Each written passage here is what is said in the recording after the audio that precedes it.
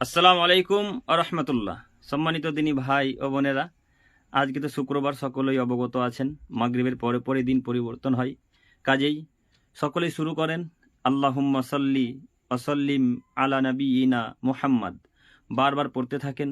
আমি প্রতি শুক্রবারের নাই আজকেও বললাম, আপনারা বেশি বেশি দরুদ পাঠ করুন। রাসূল সাল্লাল্লাহু আলাইহি সাল্লামের ওপর বেশি বেশি দরুদ পাঠ করতে হয়। আজকে দরুদ পাঠের সময়, দরুদ পাঠের দিন। যে কোনো সময় যে কোনো মুহূর্তে পাঠ করা হয়, তবে শুক্রবারের দিন বেশি ফজিলত।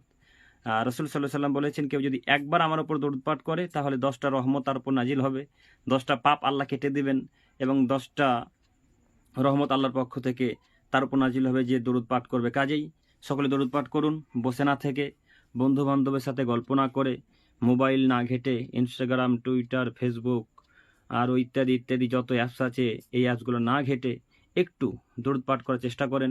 বন্ধু বান্ধবদেরকে পড়তে আদেশ করুন, বলেন যে বেশি বেশি দরুদ পাঠ করো। সকলেই বলো সাল্লাল্লাহু আলাইহি ওয়াসাল্লাম, অথবা দরুদ ইব্রাহিম বলেন, বা আল্লাহুম্মা সল্লি ওয়াসাল্লিম আলা নবিয়িনা মুহাম্মদ, যেটা খুশি সেটা বলেন।